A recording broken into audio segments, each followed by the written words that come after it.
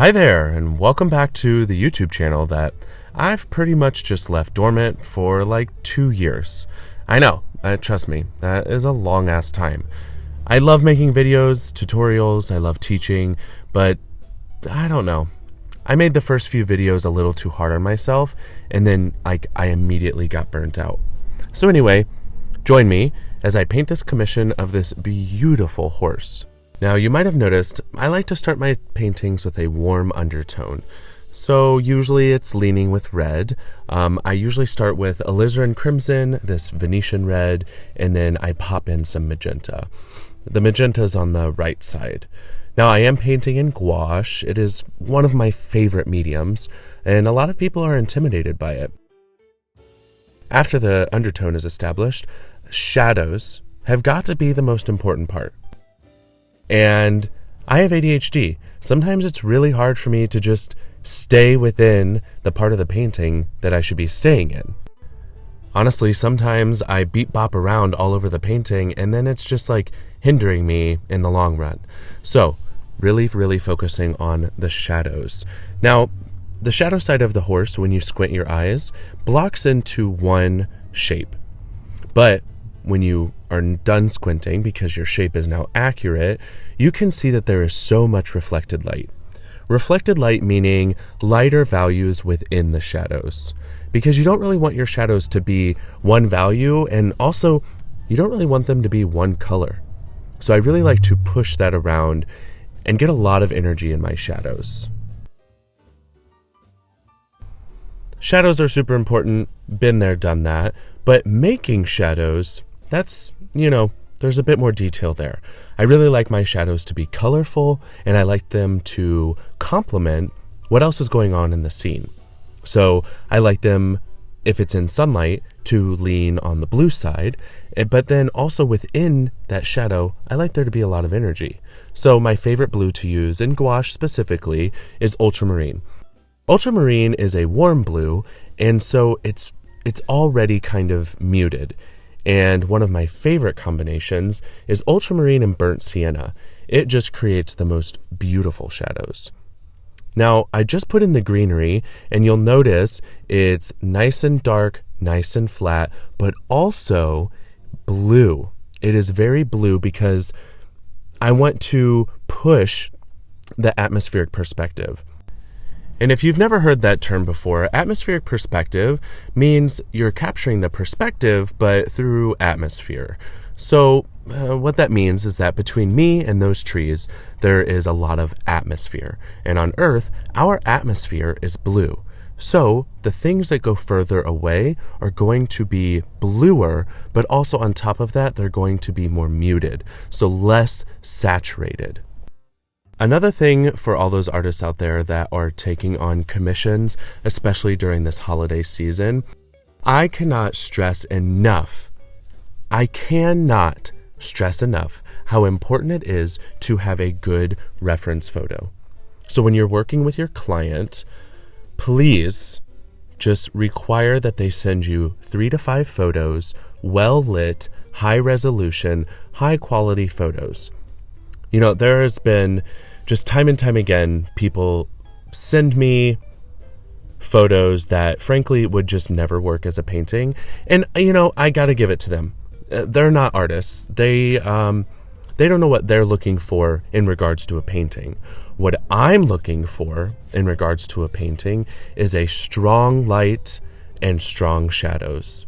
Shadows are so crucial because they educate the eye on the structures and the forms and just make it so interesting. So I highly encourage you to get the most reference photos that you can from your clients. And try not to ever paint an animal that was taken in with flash, because that just flattens everything. A good reference photo makes for a good painting. A good reference photo helps you. And one reason I just frankly love commissions is that it gives me the challenge, even more so, to paint something that I probably normally might not have painted. I have painted horses before and other animals, but each and every commission that I get is its own challenge, and I have to figure out how to solve all of the mini challenges that lie within it. So for this one, it was capturing the shadows correctly, but then also that reflected light, making sure the horse looks like the horse. And then another thing, they wanted the horse's face gear. That's not what it's called. What is that stuff? Like harness? Yeah, they didn't want the horse's harness. So through painting, I have to be eliminating all of those things. So you have to be malleable. You have to be able to problem solve, because each and every painting that you do is just creative problem solving. Now, this part of the painting has got to be one of my favorite parts. There is just something so riveting about the contrast between a beautiful blue shadow and a sunlit white object. I mean, it is just so pretty. And remember, white does brighten things, but also white is inherently cool. So when you're adding white, you're cooling things down, even if you're brightening the value. You're also losing a bit of the chroma. So remember, when you're painting a white object that is in direct sunlight, you got to have some yellow in there. My preference is to add some cadmium yellow because it's a nice warm yellow. Lemon yellow, it's in my palette. It's a beautiful yellow, but sometimes it leans a little too bright, but also a little too cool. So meaning it can kind of get a little greener than I would want it to be. But speaking of colors, just to name a few that are generally in my everyday palette, when I'm doing plein air work, when I'm painting commissions, you name it. And this is gouache specific because there's just a few colors that I only use here. So starting with my blues, I really only try to use ultramarine blue. It does everything that I need it to do. With reds, I will use a primary magenta, alizarin crimson, and then sometimes a warmer red like a cad. I have an orange in my palette. Sometimes I will use that to make a really pretty neutral with blue. For yellows, I have just two, a cadmium yellow and then a lemon yellow, or like a bismuth yellow would work. I have a primary green, like a mixable primary green, and then I have like a hooker's green, which is like deeper and cooler. I also have Viridian, but I don't use that very often. I have black in my palette because I will oftentimes throw in some black when I need it. For my earth tones, and like this horse is primarily earth tones, I have a Venetian red, a burnt sienna, yellow ochre. Those are like my tried and trues. I also keep all of my gouache in an airtight container. And there are when you keep gouache like that, there's a lot of opportunity and chance for molding. And the only brand that I have found that does not mold is Winsor & Newton. So I pretty much religiously use Winsor & Newton professional gouache. Sometimes I will use Holbein. Holbein is an incredible gouache. Also doesn't really mold, but I've just found Winsor & Newton has never molded, which is, a big problem. Once you got moldy paint, can't use it anymore. Now, I am asked all the time why I start my paintings with red, and for a few reasons. One, first and foremost, personal choice. I love how it looks. I am very intentional with that. I love how it looks. I purposefully, I'm giving finger quotes here, but I leave the painting unfinished, as in I don't cover every square inch of it, because I love when those little bits of red pop through. Second, and also equally as important, it is a lot easier to start a painting in a middle value than it is a stark white. If my painting was stark white, I would have to cover every inch of it, because that white popping through like my red does, it just wouldn't make sense. It wouldn't add up. The values would be awry.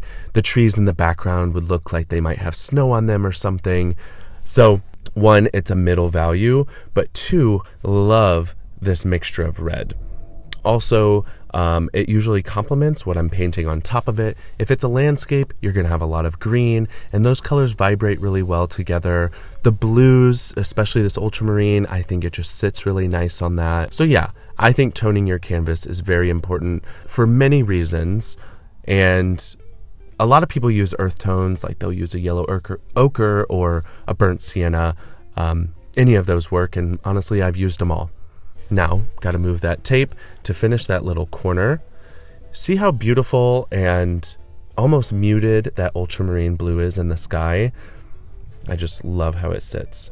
And then to push, again, atmospheric perspective, I'm lightening the sky towards the horizon. Next time you have a decent view of the horizon, pay attention to how different the value of the sky is right above you and then at the horizon line. And it'll all really just make sense. Another thing in my gouache work per se is that I usually use oil brushes when I'm painting. And I do that for the main reason being I'm pretty rough. I'm pretty heavy-handed. I like to throw down my paint, slop around my paint, and oil brushes can handle it. Gouache brushes are usually on the softer side, so I'm using a lot of bristle brushes. Also, some of these brushes are so old and so beaten up that they've just become my best friends, and I use them on purpose. They have a lot of characteristics that you can't get in a new brush. I like when my edges are loose. I like when the paint kind of ends up in places that it shouldn't be. You know, the photo of this horse already exists. This is my painting, my interpretation. You see all the textures in that? That is because of, well, one, dry brushing, but also because of my brushes. Now, I'm really loving this close-up clip because you can start to appreciate and understand the colors that I've mixed in. That ultramarine blue, like right on the horse's jaw, mixed with burnt sienna, becomes this beautiful neutral gray that still gives off a cool tone and a brighter tone because that's reflected light, but it's not boring. It's not just a shadow. There's a lot of interest and movement going on there. Now, since I'm adapting a newer way of creating YouTube videos, I should be able to create a lot more content. Running your own business, running your own art world, everything, it's a lot, but I want to be able to offer this stuff. I just got to find a way that works for me. So I hope you enjoyed this video. I hope you like and subscribe, and stay tuned for the next one. Cheers.